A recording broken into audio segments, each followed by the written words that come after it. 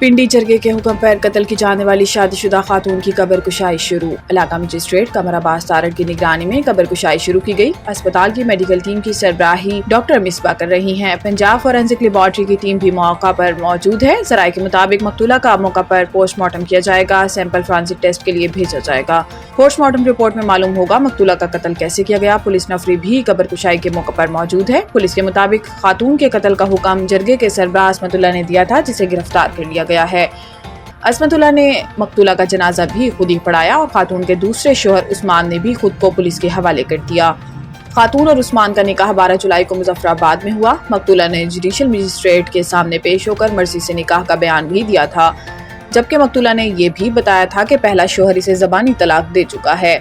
उस्मान के वालिद ने बताया कि निकाह के 4 दिन बाद मुसल्लह अफराद ने धमकियां दी, फिर कहा निकाह हो गया है तो लड़की वापस कर दो, इसे बाज़ाब्ता रुखसत करेंगे। वो लोग लड़की को ले गए, फिर पता चला कि उसे कत्ल कर दिया गया है। वजीर दाखिला मोहसिन नकवी की वतन पर कुर्बान मेजर जियाद सलीम के घर आमद। अहले खाना से ताज़ियत। वजीर दाखिला ने शहीद की वालदा, बहन भाइयों और दीगर अहले खाना से दिली हमदर्दी और ताज़ियत का इजहार करते हुए फातिहा खानी की और शहीद के दर्जात की बुलंदी और अहले खाना के लिए सब्र जमील की दुआ की। मोहसिन नकवी ने शहीद मेजर जियाद सलीम की वालिदा के हौसले और अजमत को खराज तहसीन पेश करते हुए कहा कि आप जैसी बहादुर और बुलंद हौसला माएँ कौम का फख्र हैं। शहदा के खानदानों की कुर्बानियों का कर्ज कौम कभी अदा नहीं कर सकती। वजीर दाखिला ने कहा कि हम आपके खानदान का हर तरह से ख्याल रखेंगे। शहीद मेजर जियाद सलीम की वालदा ने जज्बाती अंदाज में बताया कि उनके बेटे को वतन से इश्क जुनून की हद तक था।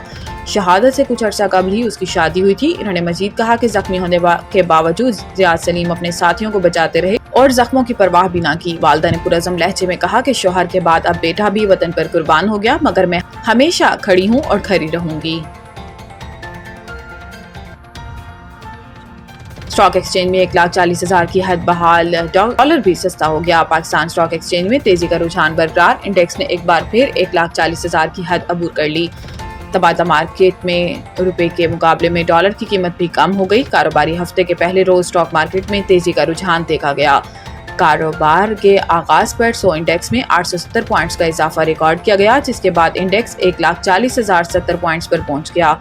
गुज़िश्ता हफ्ते भी स्टॉक मार्केट में मुस्बत कारोबार के बायस 100 इंडेक्स में बड़ा इजाफा हुआ था। दूसरी जानिब इंटरबैंक में डॉलर सस्ता हो गया। एक्सचेंज कंपनीज एसोसिएशन के मुताबिक 10 पैसे की कमी से इंटरबैंक में डॉलर की कीमत 283 रुपये 35 पैसे ट्रेड कर रहा है।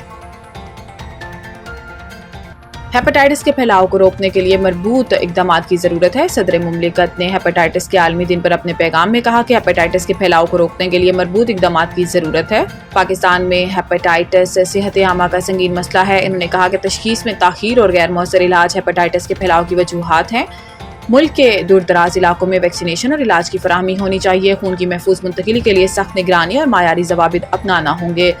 आसिफ जरदारी ने कहा कि हमें जिम्मेदार तिबी तर्ज अमल और हिफ्ज़ान सेहत की आदात को फ़रोग़ देना होगा। रियासती इदारे, शोबे सेहत और समाजी तबकात को हेपेटाइटिस के खिलाफ काम करना होगा।